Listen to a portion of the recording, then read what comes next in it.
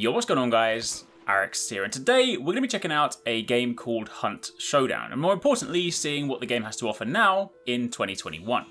This is a game that some of you may have heard of, some of you maybe not, but it originally released on Steam Early Access way back in 2018, and then went on to release in full at the end of 2019 on Steam, and later Xbox One, and then in 2020 it also came to PS4.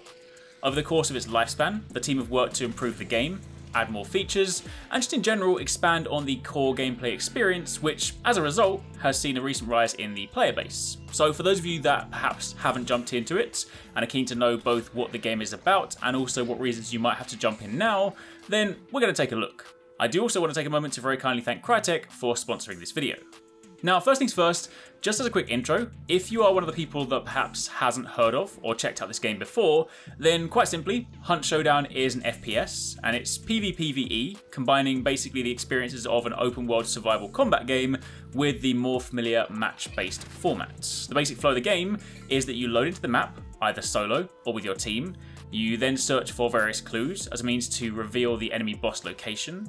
Following this, you then kill said boss, defend the location while the corpse is being banished, and once that's done, you grab the token, get to an extraction point, and extract it. All whilst doing this, you have to factor in both the enemy AI, basically all the crazy zombies trying to eat you alive, and also other hunters, aka human players, who can then take you out and grab your tokens.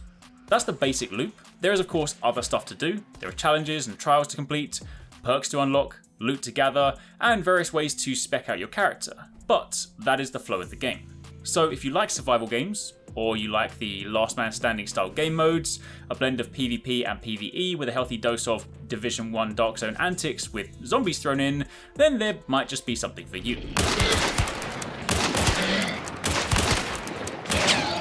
But what is new? Well, depending on when you last played the game, the roster of available bosses has expanded, with the most recent one being the Scrapbeak. Bosses are of course one of the big draws in this game, since they not only offer a challenging encounter, but they are also the focal point for your matches. You hunt them, banish them, and it's with their tokens that you'll extract and win the match. So with the addition of a new boss, it adds some nice variety to your matches. Each boss has its own unique behaviour and moves. The spider boss still creeps me out, since you'll often hear it scurrying along the ground until it kind of quickly zips the ceiling, but with a new boss, that is just one of the things to check out. Pair that with the fact there's also a new map, you also have new areas to explore. Also, very quickly, but on the topic of sound and hearing that spider scurry, the sounds in this game are fantastic, and also very terrifying. Hearing demonic ducks quack while I try and stealth through the ponds, zombies breathing down your neck,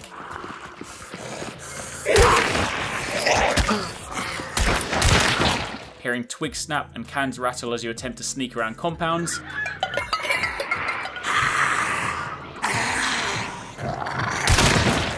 pair that with the fact that your shots will also attract zombies and other nearby players, the team really have nailed the sound and immersion in this game. However, more importantly, while the main mode in the game, Bounty Hunt, is more than likely where you'll spend a large chunk of your time, that is the core mode that sees you go up against other teams of hunters to extract your tokens, there are now other ways to enjoy the game too. Firstly, the game offers solo, duo and trio matches, so you have some options for different team sizes, and while the core loop may be to extract tokens, the way you go about doing this can vary. Sure, you can dive headlong into battle, take out the bosses and do it that way, or you can play it from the shadows, wait for the enemy teams to do all the work for you, and then take them out at the last minute, snatch their tokens and claim victory for yourself. So you have different ways to approach your matches. There's also quick play, if you don't have any pre-made teams and just want to sort of party up with other players. However, if you want to take a little more time to explore the map, get a feel for your surroundings, perhaps learn some of the secret spots, or work towards some trials, then you can actually freely explore the map outside of matches. Doing so allows you to go where you please, and you can then also take on trials by approaching various beacons. So while it is fair to say the primary draw for the game is the competitive aspect in Bounty Hunt, there is a fair bit you can do outside of that to still enjoy the game.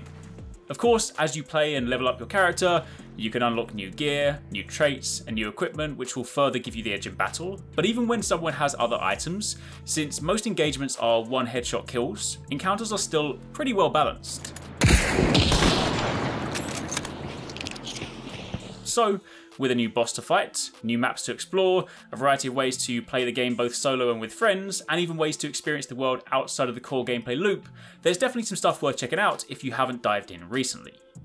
But that, my friends, is pretty much it. That was just a quick look at the game as it exists right now. If you already play, let me know down below, and if this is something you might consider checking out, likewise, let me know. But aside from that, thank you very much for watching, and I'll catch you guys in the next one. If you want to catch more from us at HyperX Gaming, don't forget you can catch the guys 269 and Paradise Central streaming over on Twitch weekdays, playing a variety of games. If you guys want to jump in, tune in, watch, and even join in, then make sure you check them out. The links to those are in the description box down below, and of course you can join the Discord to get involved in all of the discussions.